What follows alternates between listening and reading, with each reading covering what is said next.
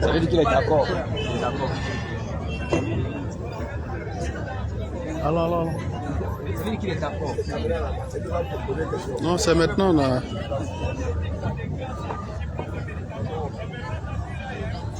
Ok. Bonsoir, moi c'est le camarade Herman Eric à l'état civil. Oui. Quand je suis venu, j'ai commencé à écouter le pasteur et j'étais épaté de ce qu'il disait. Mais voilà un souci qui m'inflige à poser cette question. C'est que c'est quoi? Quand on prêche la parole, il ne faudrait pas qu'on dénigre une personne. Je m'explique. Quand on dit un prêtre est un voleur, les enfants du cœur sont des voleurs, j'aimerais qu'il explique comment ils sont des voleurs. C'est ce qui est mon souci. J'en ai fini.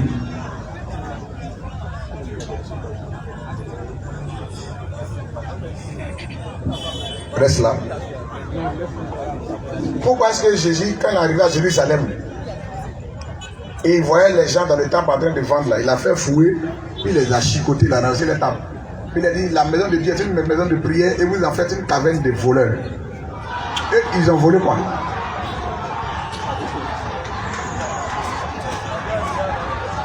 Frère,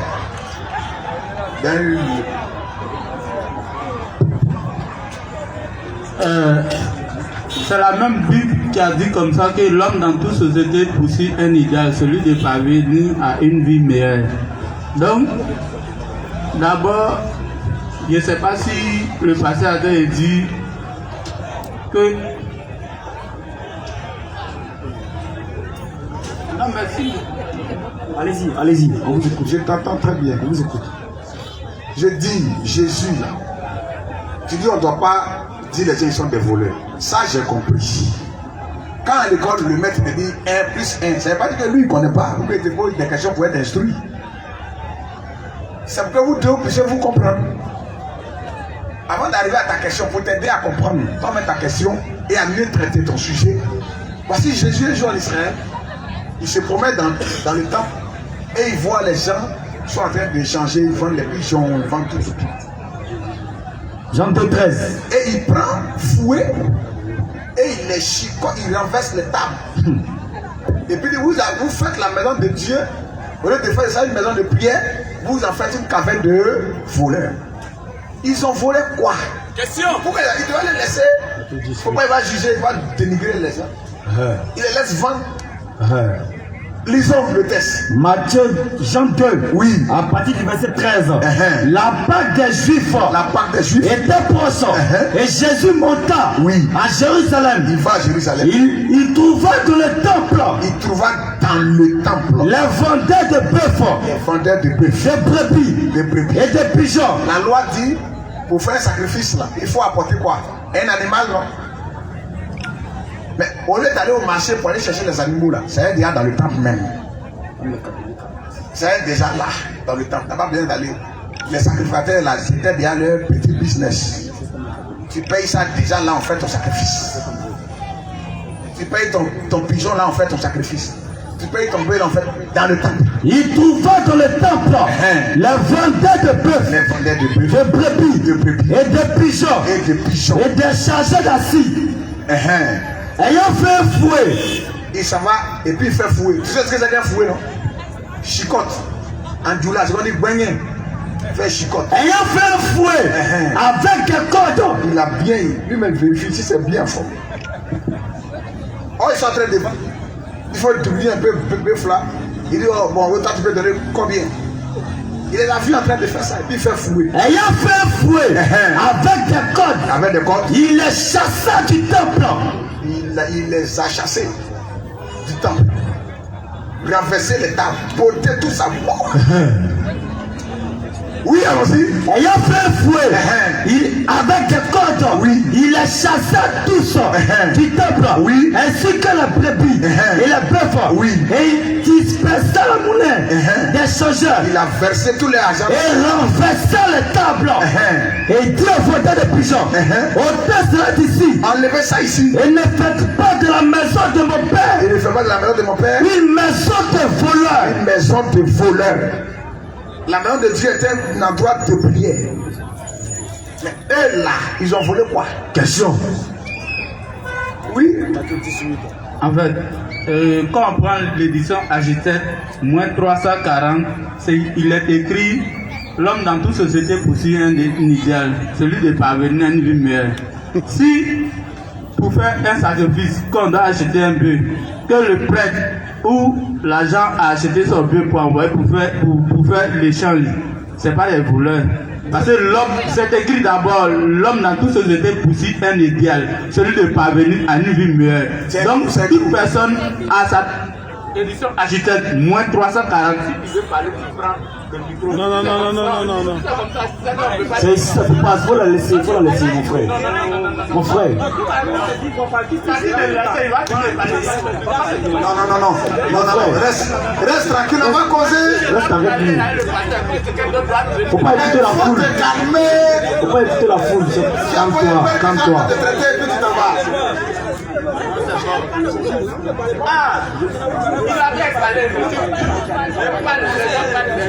Faut pas écouter la foule, mon frère. Hein? Faut te calmer. S'il y a du bruit, on calme et puis on avance. On va avancer. C'est bon, mon frère, il faut aller t'asseoir. On va avancer. C'est bon. Non, faut te calmer. Chef frère. Mon frère, antico jaune là. Antico jaune. Regarde, quand tu viens parler devant la foule là, faut t'attendre à tout. Voilà. Mais tu as ton sujet. Tu as compris? Reste tranquille, on va continuer. Mon ami en tricot, Kim là, il faut t'asseoir. Laisse, il va poser sa question.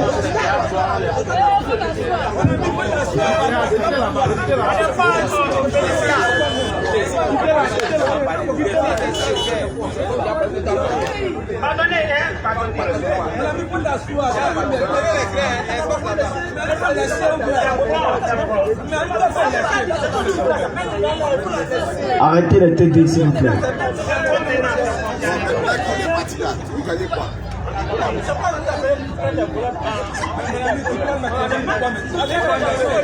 Question-réponse sur la Bible.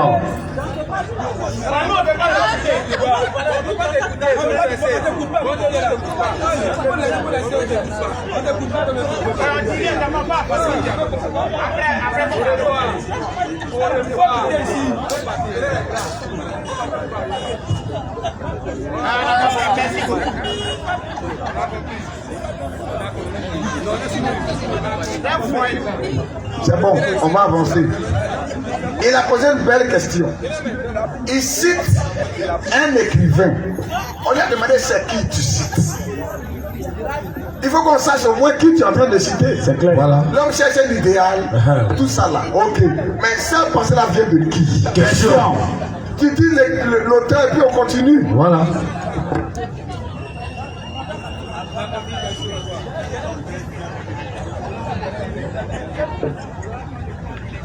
Vous voyez, voici des gens dans les églises aujourd'hui là. Est-ce qu'on ne vend pas les prières?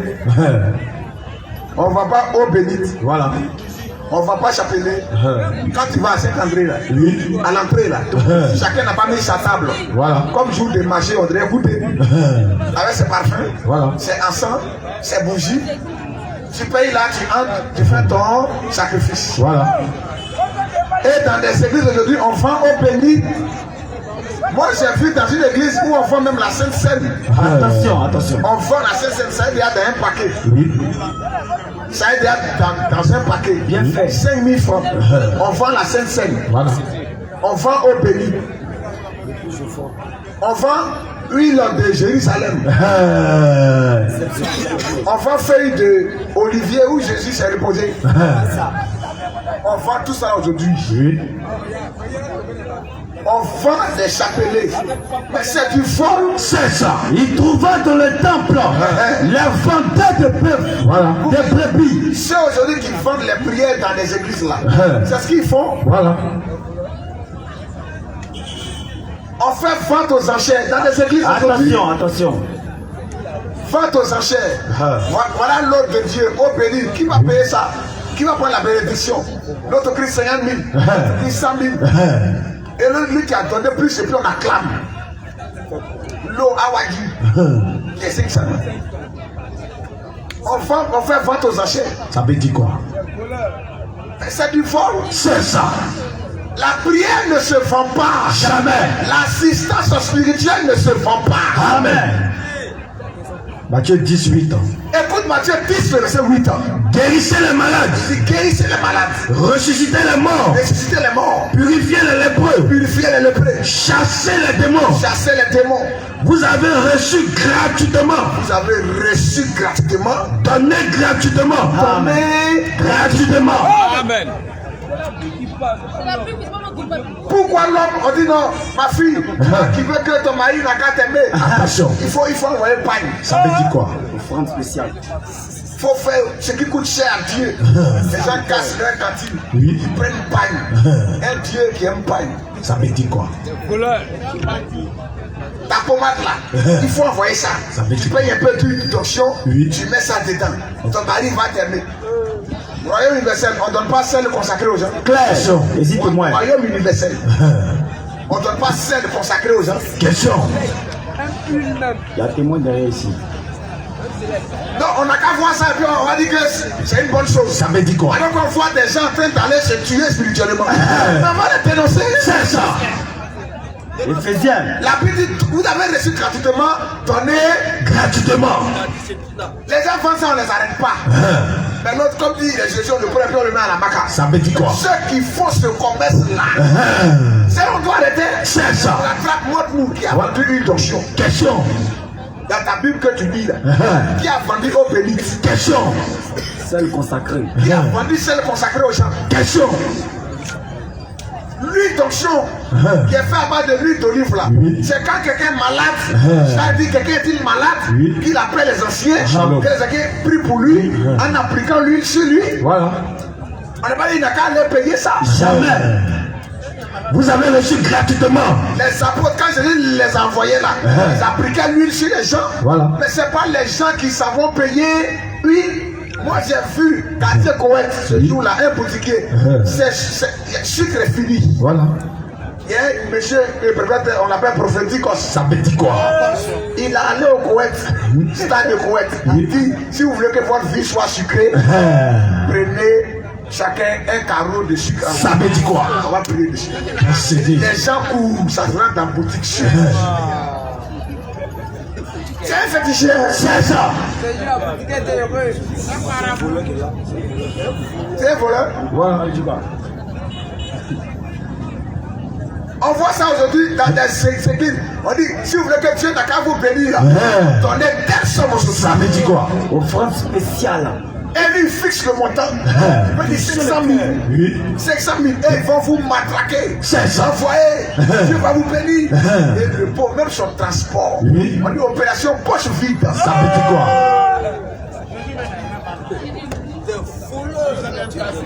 Opération poche vide. Et ils ont des versets pour se cacher derrière ça. Et les gens payent même les transports. Ils marchent, ils s'en vont. Et le prophète, quand il finit ça, il est au bureau, puisque c'est son ami qui l'a invité. Ils font leur guet juste. Ils se saluent à la prochaine. Et ça, les fils du diable. C'est ça. On n'a qu'à voir ça, on va c'était. On va pas entrer dans les églises. Voilà. Ils vont dire là-bas, on a fait une violation. Donc ici, là, c'est pas l'église de quelqu'un. On va les attaquer. C'est ça. Éphésiens 5, 10. Si c'est facile, il faut contrôler ta vie. Ici, là, c'est pas vrai. Est-ce que tu as demandé autorisation? Tu as demandé rendez-vous. Voilà. Il va envoyer ses gars de corps. Commando, attaquez. On va nous soulever, ils vont nous jeter. Donc on se met dans les rues. Et l'écriture temporelle dit la sagesse s'écrit dans les rues. Amen. Dans les carrefours. Amen. Là, c'est pas c'est pour crier. Claire. Au coin des rues. Donc on doit crier. Shalom. C'est comme ça. On n'a pas dit que les offrandes ne sont pas publiques. Mais ce qu'ils font là, ça n'a rien à voir. C'est ça. Ça n'a rien à voir. Shalom. L'industrie Saint-Sulpice d'Europe. L'industrie qui fabrique les bougies, elle s'appelait. C'est une industrie catholique. C'est ça. C'est comme ça. Jusqu'à aujourd'hui même là, tellement ils ont l'argent, ils sont en train maintenant dans la fabrication de vin. Voilà. Les sociétés de vin, on appelle ça les papes. Saint-Jean. C'est les pères catholiques qui ont intégré ça. Voilà. Vous voyez, c'est comme ça. Donc là, Dieu est dans sa parole. Amen. Dieu n'est pas dans les organisations. Jamais. Tout ce qui se fait dans ces églises-là, Oui. en dehors du nom de Jésus, là, le reste là, ça n'a rien à voir. Clair. Ce sont des doctrines antichrist, Amen. des enseignements antichrist. C'est comme ça. Quelqu'un même me demande prière, il n'a qu'à envoyer l'argent d'abord. Ça veut dire quoi? Bon, lui qui est malade, il va te dire d'accompagner ça d'argent pour toucher le cœur de Dieu. C'est la sincérité du cœur qui touche le cœur de Dieu. Amen. Avec Dieu, tu n'as pas besoin de parler gros français. Les gros mots. La sincérité de ton cœur. Voilà. Exprime-toi Voilà. dans la sincérité. Même tes lèvres, même, il ne faudrait pas que tes lèvres bougent même. C'est murmure. Clair. Il y a une femme qui pleurait, c'est là coulait sur les pieds de Jésus. Et elle suivait ses pieds. Jésus a compris sa situation. Elle voulait sortir d'une situation. C'est une pécheresse. Il y a quelque chose qui la lie. Elle ne sait pas comment faire pour être dégagée de ça. Mais quand elle a vu le Seigneur là, elle s'est agenouillée, elle pleurait. Et ses larmes touchant ses pieds, c'est ça que c'est des larmes de repentance, Amen. de regret Amen. et des larmes de secours. Il a tout compris. Il dit, lève-toi. Tes péchés te sont pardonnés. Amen. Elle a payé quoi? Question. À l'église catholique, là, pourquoi on vend les indulgences pour le pardon des péchés? Attention. Pourquoi il y a eu la séparation entre Luther et l'église catholique? Le mouvement protestant en 1717 en Allemagne, il est né sur quelle base? Question. Les 96 textes que Luther a écrits, il peut l'appeler protestant. Martin Luther était un moine catholique. Voilà. Et à l'église du château, en Allemagne, il a écrit 96 thèses.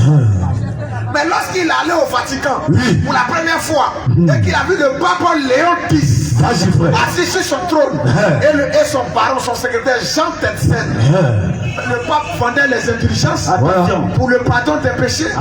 Vous pouvez aller vérifier ça sur Internet même. Allez-y sur Internet. Quelle a été la séparation entre l'église catholique et les protestants? Question. Pourquoi on les appelait protestants? Question. Parce que lui a vu le pape, il vend les indulgences pour le pardon des péchés. Indulgence, c'est quoi? C'est un papier. Voilà. Quand tu payes ça, Dieu te pardonne tes Péché, ça veut dire quoi? Mais quel homme ne pêche pas? Question. Si on doit payer les indulgences pour le pardon des péchés, sachant que l'homme là, il a des faiblesses là. Voilà. Chaque jour, l'homme là, il a des défauts. Si on doit payer ça, que Dieu nous pardonne, mais ils vont s'enrichir. C'est ça. Qui ne pêche pas? Question. Et l'église catholique s'enrichit dans le commerce des indulgences. Clair. On vend les indulgences pour le pardon des péchés. Ça lui a dit que c'est du faux. C'est ça. La Bible dit le juste vivra par la foi. Amen. Le juste vivra par la foi. Amen. Le juste ne vit pas en payant les indulgences pour le pardon de ses péchés. Jamais possible. Le commerce des indulgences. Ce n'est pas la parole de Dieu. Jamais. Mais ils ont vendu ça. Ils continuent à faire ça aujourd'hui. Voilà. Ce n'est pas la parole. Clair. Comme je cherche le bien-être, je dis de payer ça pour que Dieu me pardonne. Ça veut dire quoi? Et moi aussi je paye parce que je cherche le bien-être. Parce qu'il y a un écrivain qui a dit chacun a la recherche du bien-être. Ça veut dire quoi? Donc tu vas te cacher derrière ça pour escroquer les gens. Les gens souffrent, ils vont à Dieu. Mais ça ne doit pas être un objet d'escroquerie. C'est ça. Chacun cherche son bien-être, oui. Mais il faut présenter la voix de Dieu. Amen. Et Shalom. le principe de Dieu. Shalom.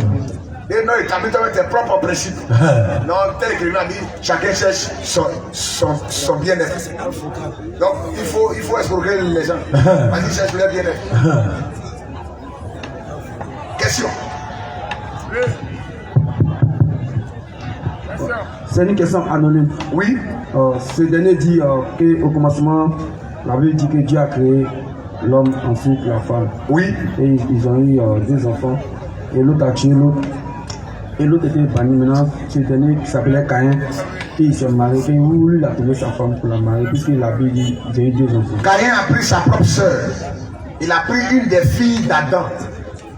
Adam, là, il avait des filles. La Bible n'a pas dit le nom. Il a eu même beaucoup d'enfants. Il a vécu 900 et quelques années. Dans 900 ans, on peut se marier, se remarier. Avant, on se mariait entre frères et sœurs. Dieu dit soyez féconds, multipliez, remplissez la terre. Ils vont enlever femme. Ils vont enlever femme comme ça. Abraham même la Sarah est sa propre sœur. Sarah même c'est sa propre sœur. On va dire Genèse 5 pour montrer la postérité d'Adam. Il avait des filles. Quand il n'a pas vu une femme ailleurs. Allons-y frère, oui. Genèse 5. À partir du verset 1er. Oui. Voici le livre de la postérité d'Adam. Faut pas quand tu vas lire la Bible là, tu vas voir que ce sont des choses qui se sont faites tic au tac. Dans la Bible là, même une virgule là, il peut avoir des années. Claire. Quand tu prends Esaïe, où Jésus dit, l'Esprit du Seigneur sur moi, pour préparer une année de grâce. Qui lisait dans Luc 4 et puis la fin, mais il dit, cette parole est accomplie là. Il y a une autre partie, on dit, et un jour de vengeance. Or, une année de grâce là, depuis l'an 0 jusqu'au début, ça fait 2000 ans, on est encore dans la grâce. Amen. Donc dans la Bible là, un seul mot, il peut avoir des années au milieu. Faut pas voir que ça se fait, Dieu a créé le ciel et la terre, premier jour, deuxième jour. C'est quel jour même? Question. Parce que le soleil est apparu le 4e jour de la création. Mais d'ailleurs, on commence à compter le premier jour. C'est quel jour? Question. Est-ce que c'est le jour de 24 heures? Question. La profondeur. Il y a les 7 jours de la création. Ils n'ont rien à voir avec les jours de 24 heures. Claire. Parce que le soleil a fait son apparition au 4e jour Amen. Shalom. de la création. Or, déjà, il y avait le premier jour de la création. Genèse 5, oui, postérité. Voici le livre de la postérité d'Adam. Lorsque Dieu créa l'homme, oui, il est fait à la ressemblance de Dieu. Il créa l'homme et la femme. Il créa l'homme et la femme. Il est béni. Il les bénit. Et il les appela du nom d'homme. Lorsqu'il fut créé, Oui, Adam âgé de 130 ans, Adam, âgé de 130 ans, agenda un fils à sa ressemblance, il a fait un fils à sa ressemblance. selon son image. Et il lui donna Oui. le nom de Seth. Le nom de Seth. Les jours d'Adam, Les jours d'Adam, après la naissance de Seth, après la naissance de Seth, plus de 800 ans. donc 130 ans, plus 800 ans. Donc Adam a vécu 30 ans. Quand il avait 130 ans, il a fait 7. Il y avait Abel et Caïn. Abel a été tué par Caïn. Claire. Adam, encore âgé de 130 ans, il fait encore un autre fils du nom de Seth. Après Seth lui-même, il a vécu 800 ans. Donc ça fait 930 ans. Donc quand il a fini de faire Seth là, la Bible dit Il engendra et il engendra des fils Il a aussi eu des fils et des filles. mais la Bible n'a pas dit leur nom. Claire. Parce que quelqu'un qui a vécu 930 ans, si on va écrire le nombre de ses enfants, il a eu là. Tu vois que Dieu il a le temps de tout ça. Vous voyez? Donc Adam il a eu des fils et des filles. Adam a eu des filles. Claire. Il a eu même des fils. Un homme qui a vécu 930 ans. Toi qui fais 50 ans ici là, tu veux combien d'enfants? Question. La Bible dit même, les plus vigoureux parmi nous, c'est 70 ans. Toi qui as fait 70 ans même, tu as trop eu. Il faut aller au village. Ton frère même qui a même âge que toi, il a ligne comme ça. Il n'a pas internet. Il n'y a pas supermarché, il n'y a pas Abidjan Mall. Il n'y a pas Canal. Toi-même, ta soeur, va au village, qui a même âge que toi. Elle est devenue grand-mère. Claire. Et quelqu'un qui a vécu 930 ans. Tous les jours d'Adam, Que Dieu a béni, dit soyez féconds, multipliez, remplissez la terre.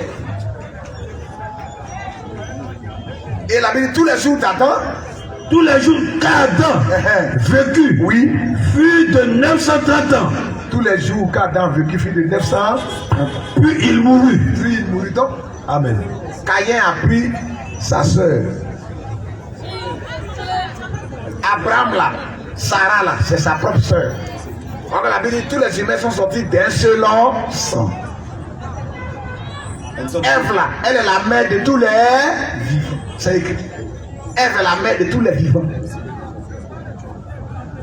Voilà, la Bible dit dans le livre de Genèse.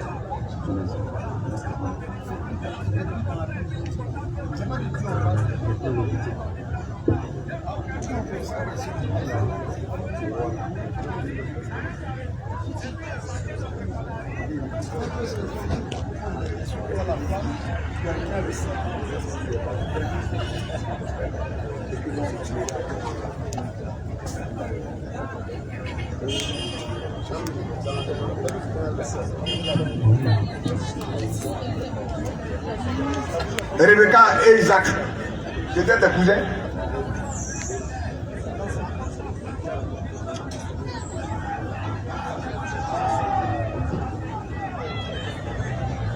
C'est comme ça. Quand Jacob, son frère, voulait le tuer, sa maman lui a dit il faut aller là-bas, il y a mon parent, il s'appelle Laban. C'est pas les filles de Laban, Léa et Rachel que Jacob a marié. Mais Laban est parent de Rebecca, maman de Jacob. Donc lui, son oncle là, le frère de sa maman, ces deux filles là, il les a mariées. Et ces deux qui sont sortis, les 12 tribus d'Israël. C'est dans la loi, il est dit, tu ne te brûleras point la dignité de ta soeur, fille de ton père ou fille de ta mère. C'est dans la loi qu'on met l'interdit. Mais avant la loi, ça se pratique. Si on dit interdit d'uriner, ça veut dire qu'on urinait là. Quand la loi dit dans Lévitique, tu ne te brûleras point la dignité de ta soeur, fille de... Si quelque chose ne se faisait pas, on va dire, faut pas faire. Né dans la maison ou hors de la maison. C'est sous Moïse que la loi vient mettre fin à ça. Genèse 20, 10 ans. Mais dans Genèse 20, Abraham explique que Sarah même est sa propre sœur. Oui, allons-y. Et Abimelech dit à Abraham, oui. Quelle intention avais-tu? Quelle intention avais-tu? Pour agir de la sorte. Quand Abraham a pris Sarah, arrivé là-bas, il dit, ah Sarah, vraiment arrivé là-bas, là, Dieu t'a rendu très belle. Puisque Sarah, l'âge qu'elle avait, elle ne pouvait pas concevoir. Il fallait que Dieu la rende jeune. Sarah était rajeunie. Si c'était une vieille femme, là, un roi ne va pas aller enlever une vieille femme pour la marier. Jamais. D'abord, quand elle est arrivée là-bas, les gens la vantaient. Elle était belle.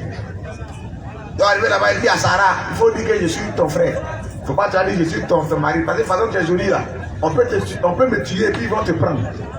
Mais s'ils savent que tu es ma femme, on va me tuer, ils vont te prendre. Mais s'ils disent que tu es ma soeur, ils vont bien me traiter, ma vie sera épargnée. Parce que là où on va là, c'est épargné. Et Abimelech aussi, quand Sarah arrivait, il allait la prendre. La nuit, là où il veut s'approcher, Dieu dit, si tu la touches, tu es un homme mort. C'est ça. Touche-la. Il dit non, il m'a dit que c'est sa femme. Il dit, il faut la toucher. Il dit non, c'est sa soeur. Il dit, touche-la seulement. Il reste sa femme. Et Abimelech. Et il va prier pour toi quand il est prophète.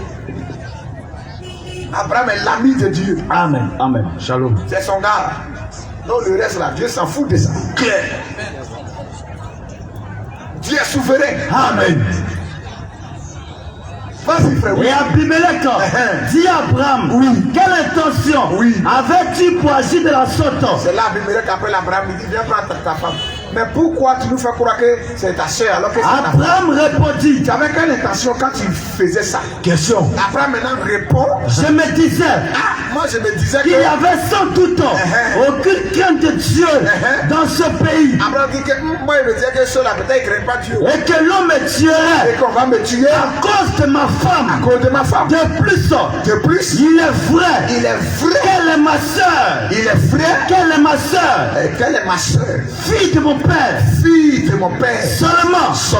Elle n'est pas. Fille de ma mère. Elle n'est pas fille de ma mère. Et elle est devenue ma femme. Donc Sarah est la demi-sœur d'Abraham. Amen. Ils ont le même père. Elle n'est pas le même, la même mère. Donc, le mariage existait entre frères et sœurs.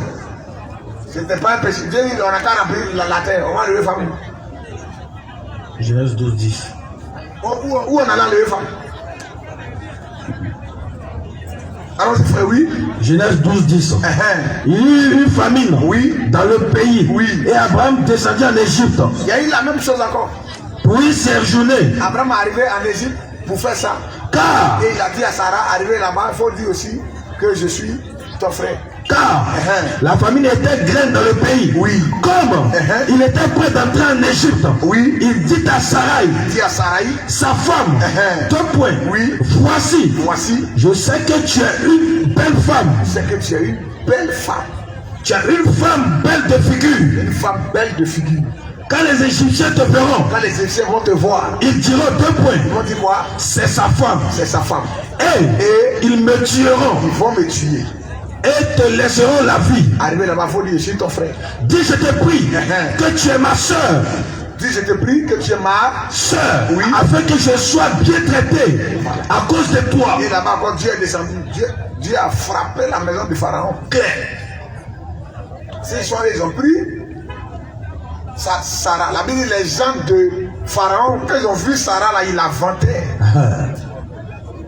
Parce que c'est son pays, toutes les belles familles appartiennent. Au verset 15. Esprit de bis là, vous savez ce qu'il y a derrière ça? Question.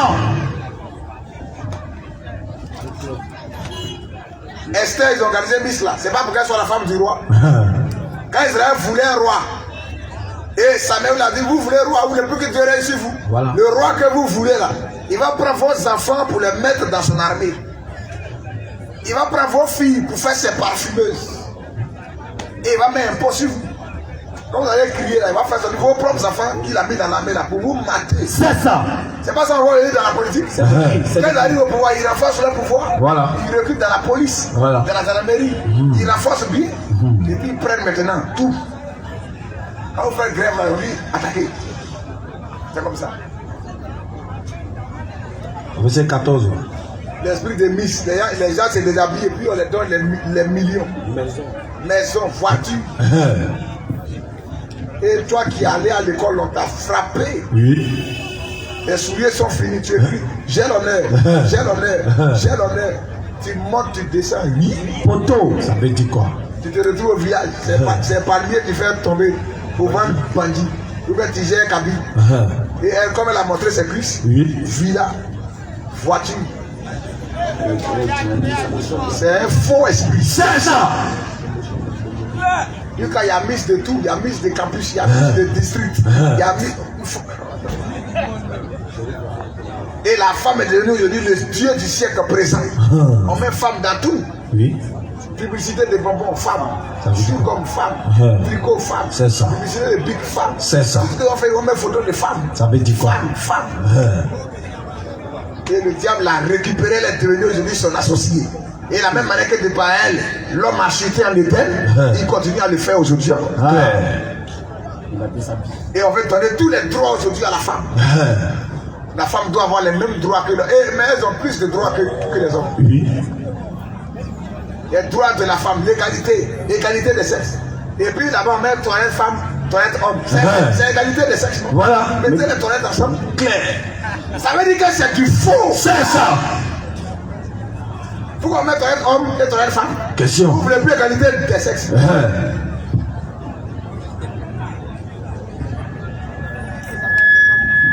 Ça ne peut pas tenir. L'homme est le chef de la femme. Amen. Une fille de Dieu connaît sa place. Amen. Et un fils de Dieu connaît aussi la position de sa femme. Amen. Parce que le plus grand don que Dieu a donné à l'homme après le salut, c'est la femme. C'est ça. Shalom. Être pour l'homme. Amen. Une fille de Dieu n'est pas un chiffon. Non. La Bible dit à l'homme d'aimer sa femme. Amen. Parce que c'est sa propre chair. Clair. Il en prend soin. Amen. Amen. Amen. Même si tu n'as pas mangé, il n'y a qu'à manger. Clair. C'est comme ça. Tu prends enfant des gens, tu la maltraites. Ses parents même ne te connaissent pas. Oui. Et tu dis, tu manques, je te dis, on n'a qu'à goûter. Pour toi, tu la goûtes combien de fois? Question. Va la doter là-bas, oui. Clair. On dit de goûter. Toi, tu la goûtes combien de fois? Question. Il t'a pas donné sa fille et puis tu la prends. Comment? L'homme donne sa fille en mariage. Amen. Le mariage, c'est pas à la mairie. Ou aussi papier. C'est quand le père te donne sa fille. Amen. Et il est béni par les hommes de Dieu. Amen. En prononçant la parole de bénédiction. Amen. Que Dieu a déjà prononcé en Éden. Amen. Amen. C'est tout. Shalom. Rouler dans la voiture, cortège, pain, tout ça, c'est la distraction. C'est ça. C'est comme ça. L'homme t'a donné sa fille là, c'est fini. Alors toi qui n'es pas en ordre, il faut te mettre en ordre. Amen. Il faut te racheter. Il a dit rachetez-vous quand les temps sont mauvais et les temps sont finis. Dieu bénit sa parole. Amen. Question?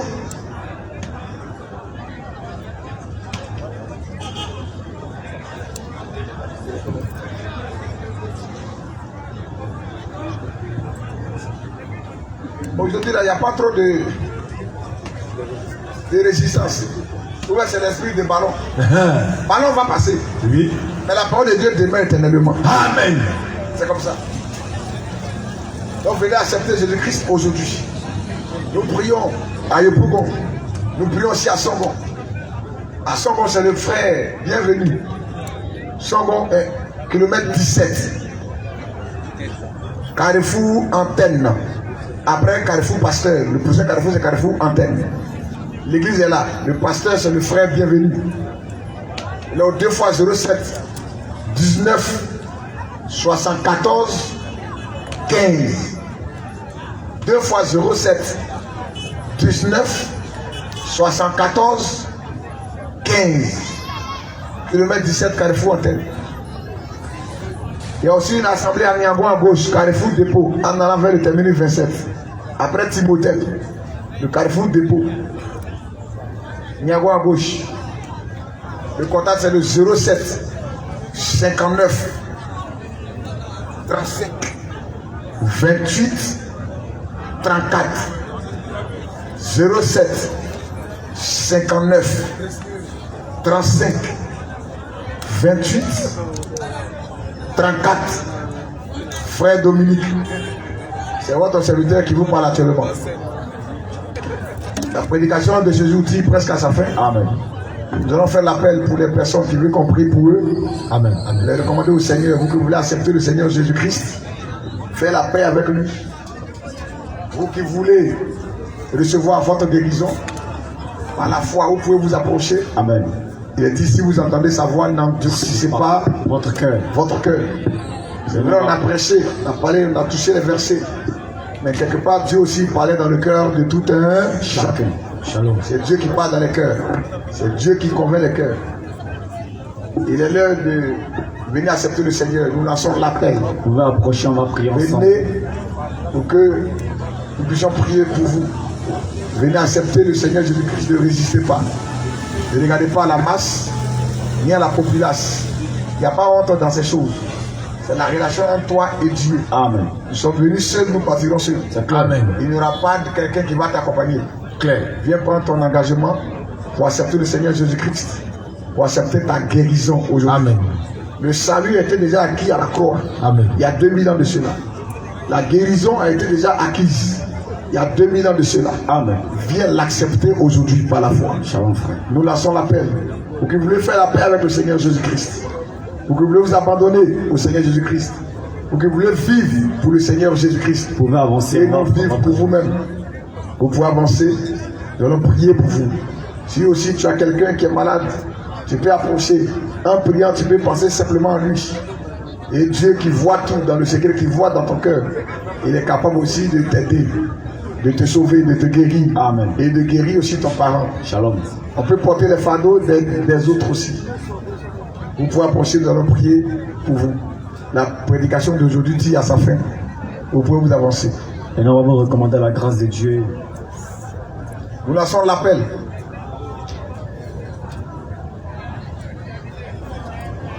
D'accord, frère. Nous allons prier. Nous allons